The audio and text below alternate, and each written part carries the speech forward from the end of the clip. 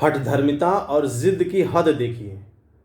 धरना प्रदर्शन के लिए आपको जंतर मंतर पर एक दिन के लिए जगह मिली थी।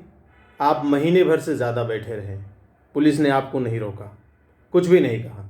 आप शांतिपूर्ण तरीके से धरना प्रदर्शन कर रहे थे। करिए। अपनी बात को देश के सामने, सरकार के सामने, कोर्ट के सामने रखना चाह रहे हैं, रखिए। आपने कैंडल मार्च निकालना चाहा, आपको कैंडल मार्च निकालने दिया गया, आप निकालिए। आप अपने विरोध का प्रदर्शन इस तरह से भी करना चाहते हैं, करिए। उसमें भी आपको किसी भी तरीके का व्यवधान नहीं पैदा किया गया। इसके बाद 28 मई को जब देश के संसद का उद्घाटन हो रहा है, पूरे विश्व की मीडिया की नज़रें लगी हुई हैं, उस पर आपने अराजकता फैलाना चाहा। पुलिस ने आपको रोका तो आपने पुलिस के साथ मारपीट किया। उसके बाद पुलिस अपनी कार्रवाई की और आपको जो एक दिन के लिए जंतर मंतर मिला था, अब उसने जंतर मंतर को खाली करा लिया है। उसके बाद भी पुलिस कह रही है कि अगर आपको धरना प्रदर्शन करना है तो आप फिर से अप्लाई कीजिए और आपको कोई ना कोई जगह सुनिश्चित करके दी जाएगी जहां पर आप शांतिपूर्ण तरीके से धरना प्रदर्शन आंदोलन कर सकते हैं। आपने कोर्ट से एफआईआर की मांग की। ब्रजभूषण सिंह के खिलाफ एफआईआर की गई।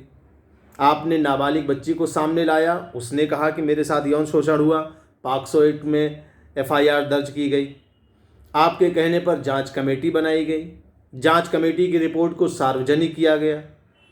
आपसे पूछकर उस कमेटी में जो सदस्य थे, और वो सब खेल फ्रेटर्निटी के सदस्य थे, पीटी उषा, योगेश्वर दत्त, इन सबको शामिल किया गया, क्योंकि आप खिलाड़ी हैं और एक खिलाड़ी ही खिलाड़ी की भावनाओं को समझता है, इसलिए खिलाड़ियों को उस जांच कमेटी में शामिल किया गया। आपकी बहन बबीता फोगाट भी उसमें शामिल हुई, लेकिन आपको उस कमेटी पर भी भरोसा नहीं।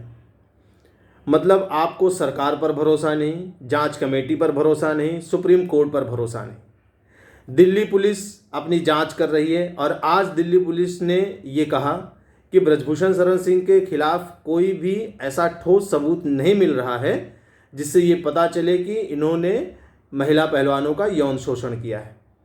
उसके बाद वो जो नाबालिग बच्ची है जो सामने आई है, उसके भी जो डॉक्यूमेंट्स हैं, जो एजुकेशनल डॉक्यूमेंट्स होते हैं, उनकी जांच की जा रही है और उसमें ये बात सामने आ रही है कि शायद वो नाबालिग नहीं है। अगर वो नाबालिग नहीं है तो पॉक्सो एक्ट में जो एफआईआर दर्ज की गई वो रद्द हो जाएगी। पुलिस इसी मुद्दे पर बहुत सोच विचार कर रही है, क्योंकि पॉक्सो एक्ट में मुकदमा आपने दर्ज करा लिया तो उस बच्ची का नाबालिग होना बहुत ज़रूरी है, और जब तक पूरी जांच ना हो जाए तब तक उस पर कोई कार्रवाई की नहीं जा सकती है। तो आप जांच नहीं होने दे रहे हैं। अब आपका धरना प्रदर्शन ख़त्म हो गया, आपके टेंट तंबू उखाड़ दिए गए और आपने ये भी देख लिया कि देश से बहुत ज़्यादा आपको सहयोग नहीं मिला। बस कुछ गिने चुने राजनेता जो मोदी विरोध में पागल हैं, केवल वो आपके मंच पर आते हैं और उल्टे सीधे नारे लगाते हैं, देश विरोधी नारे लगाए जाते हैं, मंच से राजनीतिक बातें की जाती हैं, और वो लोग मंच पर खड़े होते हैं जिन पर खुद तमाम मुकदमे दर्ज हैं, शोषण के, अपराध के। प्रियंका गांधी आती हैं, उनके खुद के जो निजी सचिव हैं उनके ऊपर आरोप लगा हुआ है। जो युवा अध्यक्ष हैं कांग्रेस के, उनके ऊपर यौन शोषण का आरोप लगा हुआ है। लेकिन इन सब लोगों को आप अपने मंच पर जगह दे देते हैं, और यही वजह है कि देश आपके साथ खड़ा नहीं हुआ। अब आपने ये नया ड्रामा शुरू किया कि हम अपने मेडल को हरिद्वार जाकर और गंगा जी में बहा देंगे।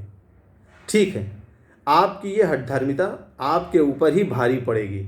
आप अगर मेडल गंगा जी में बहाने के लिए जा रहे हैं, ठीक है, क्योंकि जो आपके पीछे लोग खड़े हैं, ये जो आंदोलन जीवी खड़े हैं, जो आपको इस तरह की हरकतें करने की सलाह दे रहे हैं, उनको केवल अपनी राजनीति चमकानी है।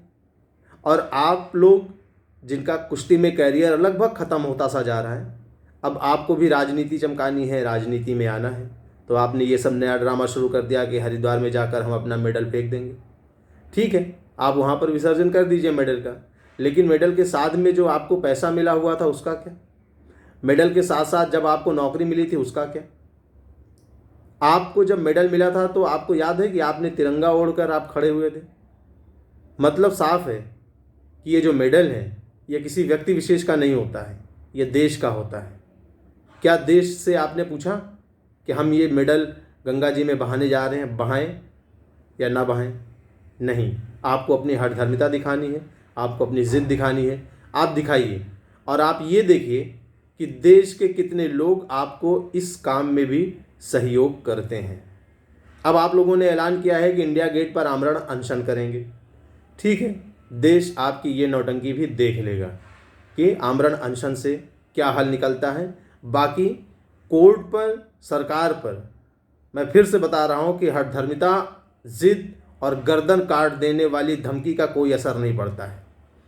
वो अपने ठोस सबूतों के और जांच के आधार पर ही चलेगी और जांच में जो निकलेगा उसी के आधार पर आरोप तय किए जाएंगे और जो दोषी होगा उसको सज़ा मिलेगी।